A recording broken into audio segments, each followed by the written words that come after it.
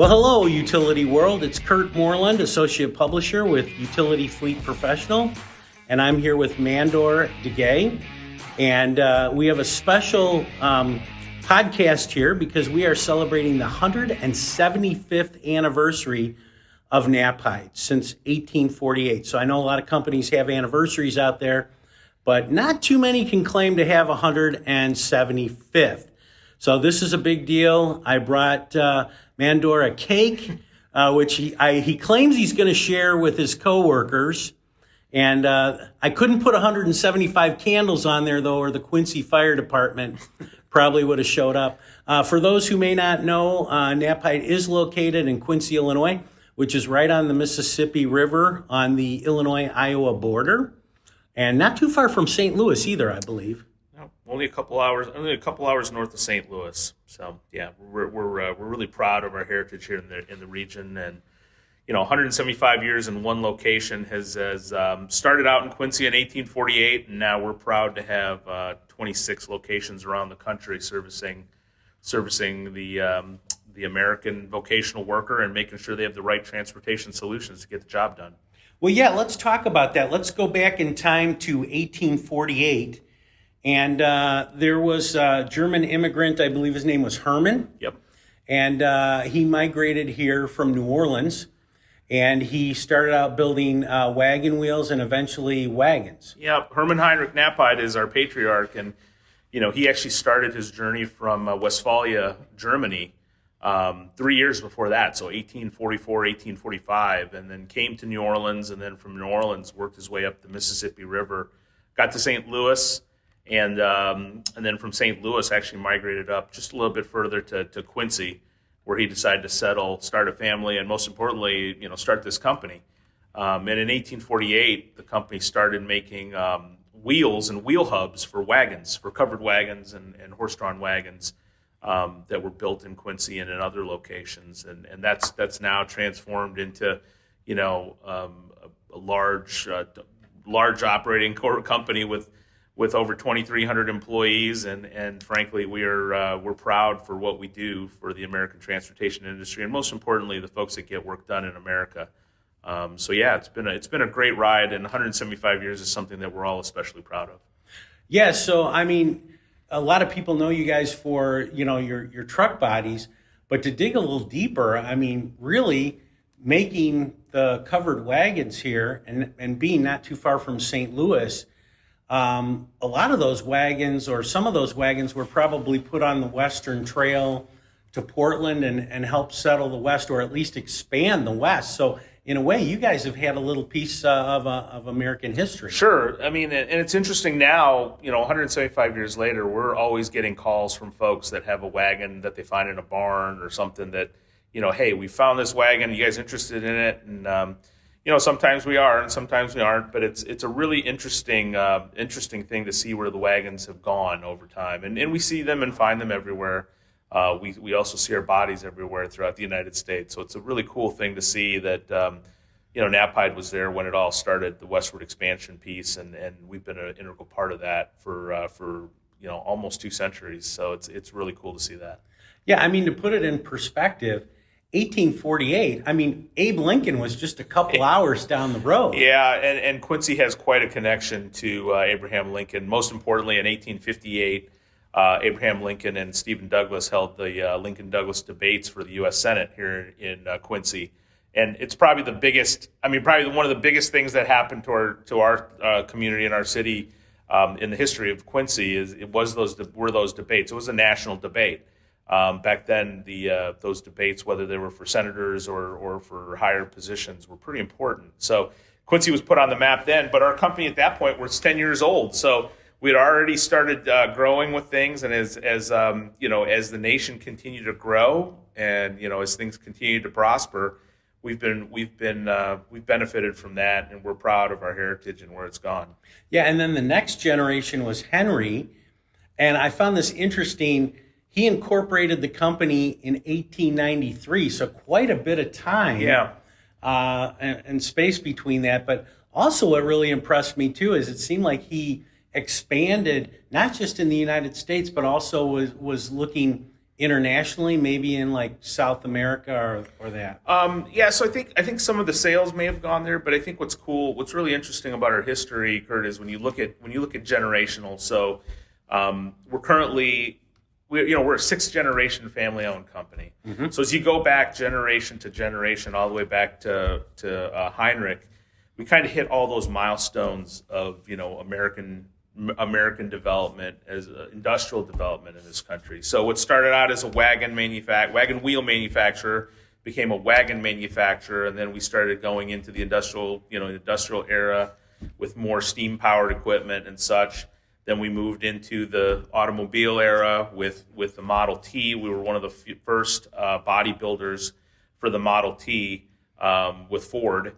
And we've been really proud of that. And then when you move into beyond that, with the agricultural era and things growing in the country there, we added a lot of steel manufacturing to build grain bodies and agricultural. And then now we've evolved into a full systems supplier for entire vehicle work systems. So, as we look at things today and under the leadership of Bo Knapheide, our current president and CEO, we're only looking to the future. So for us, it's we see a lot of opportunity as our country continues to grow, as industry continues to grow, and the need for our products and services continues to evolve and grow as well. So we're very excited about, not only the past 175 years, but more importantly, what the next 175 years may hold as well.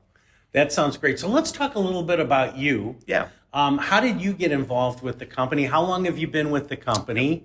And, I know you have a lot of great connections in the industry with a lot of the truck OEMs Sure. and things too. So I've been with Knapheide for 10 years now. 2023 will be my 10th anniversary with the company, and I'm vice president of sales and marketing. So I have responsibility for all of our commercial sales and market reach, as well as all of our nowadays online digital marketing, such and web and all that as well. I have a background of my career. My professional background has been pretty much exclusively in the transportation field. So I'm an engineer by education, but a marketer by trade, and have spent time with an OEM for the beginning of my career, and then with a large tier one supplier, which got me involved all the way to the point till I joined Knapheide, and haven't looked back. It's been a lot of fun, a lot of excitement, and I'm hoping that I continue to contribute well into the 200th year, hopefully. So how did you get to Quincy?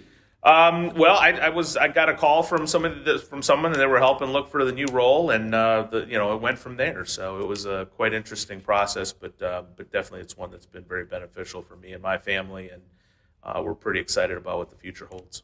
That's very cool.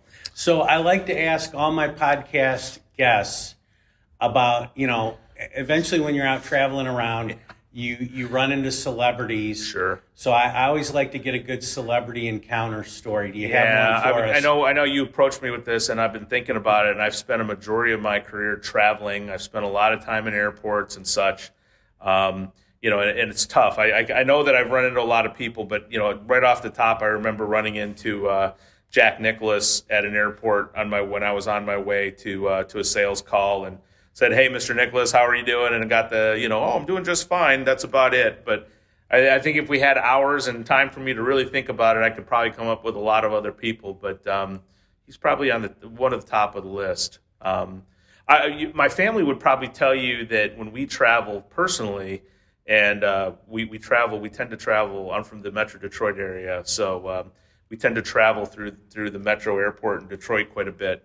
And my kids will tell you that we never go through that airport without somebody running into me that I know. So it's kind of crazy how that works. But no, I don't consider myself a celebrity. But I can think of the one that comes off the top of my head is Jack Nicklaus. So that's a good one. It doesn't get much better than that. He's right at the top of the heap. The golf that's right. Mount Rushmore kind of thing. Yep.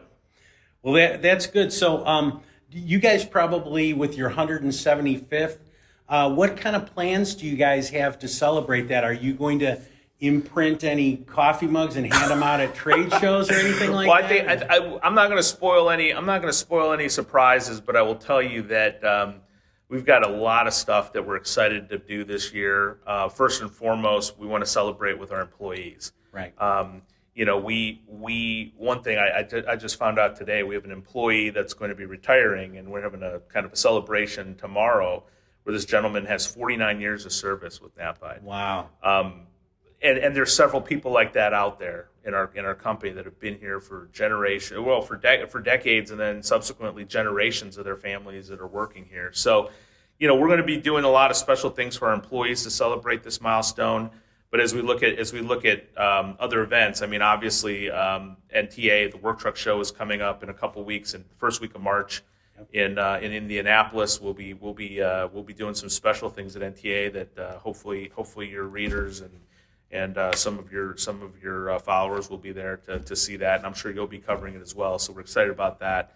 And then subsequently throughout the year, we've got things with the UFMC, their 70th anniversary show. We'll be displaying there, and then the Utility Expo again in the fall in Louisville. We'll be doing stuff there as well. So we're really excited. It's going to be a busy year, but it's going to be a fun year as well. And there's a lot to look forward to, and we're pretty excited about what's in store for the rest of the year.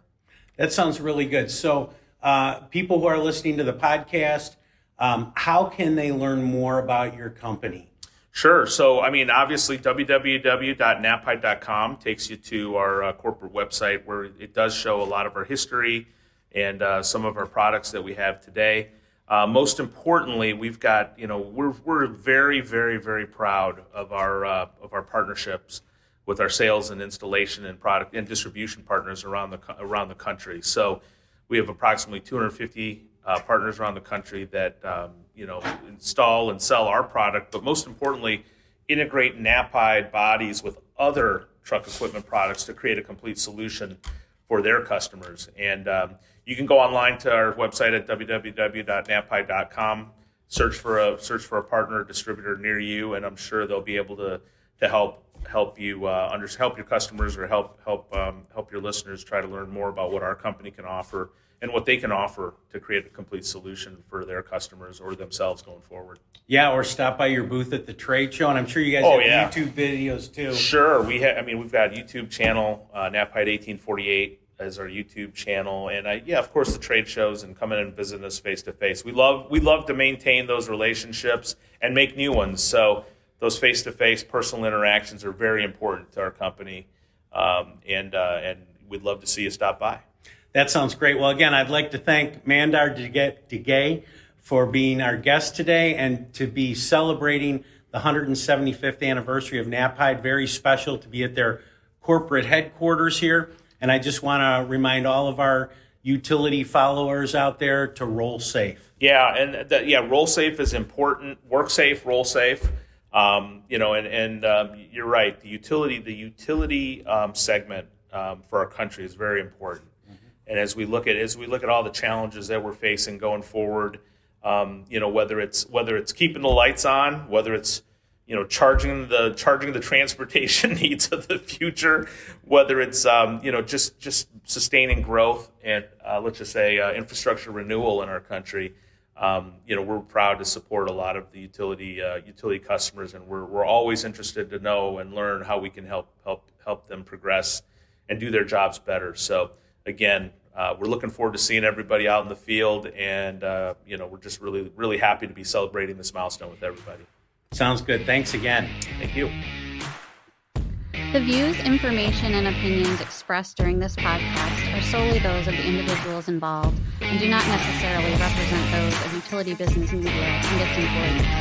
It is strongly recommended that you discuss any actions or policy changes with your company management prior to implementation.